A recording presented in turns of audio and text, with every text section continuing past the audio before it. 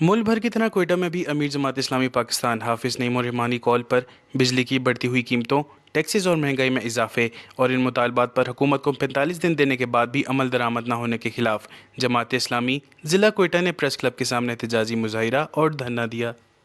اس موقع پر دھرنے میں حزب اللہ کے رہنما حسن نصر اللہ شہید کی غائبانہ نماز جنازہ بھی ادا کی گئی۔ بعد ازاں مظاہرین نے اسرائیل اور امریکہ کے خلاف شدید نعرے بازی کی اور بدعنوانی، مہنگائی، بے روزگاری، مفت خوری نامنظور اور لاپتہ افراد کو بازیاب کرو کے نعرے بھی لگائے۔ اس موقع پر مظاہرین نے وش نیوز سے بات کرتے ہوئے کہا کہ حکمرانوں کی بدعمالیوں اور بدعنوانیوں کی وجہ سے عوام نان شبینہ کی محتاج ہو چکی ہے، جبکہ ملک دیوالیہ ہو گیا ہے۔ آج کا یہ احتجاجی دھرنا جو آج سے 45-47 دن پہلے اسلام آباد میں جو جماعت اسلامی نے دھرنا دیا تھا امیر جماعت محترم حافظ نعیم الرحمن صاحب کے کال پر،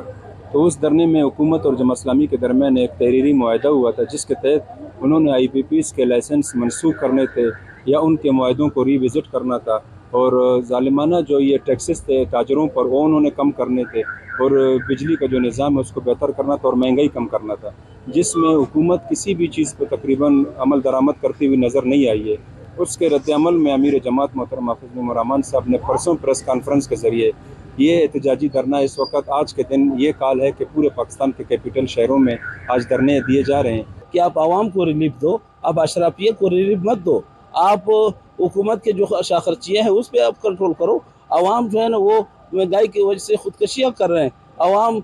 تعلیمی سسٹم بالکل ختم ہو چکا ہے، صحت کا جو سسٹم وہ ختم ہو چکا ہے، آپ کے روڈ، آپ کی مہنگائی، سارا سلسلہ جو ہے نا وہ درہم برہم ہے۔ تو اس وجہ سے ہم چاہتے ہیں، جماعت اسلامی چاہتی ہے، حافظ نعیم الرحمن صاحب چاہتے ہیں کہ وہ عوام کو ریلیف تک انشاءاللہ تعالی ہم چین سے نہیں بیٹھیں۔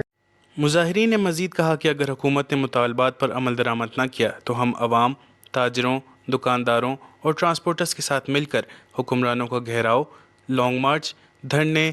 ٹرین مارچ، شٹر ڈاؤن، پہیہ جام ہڑتال کے ساتھ ساتھ شاہراہوں کو بلاک کریں گے اور آخر میں یوٹیلیٹی بلز جمع نہ کرنے کی مہم بھی چلائیں گے۔ رپورٹر محمد بلال، کیمرہ مین یاسر کے ساتھ وش نیوز، کوئٹہ۔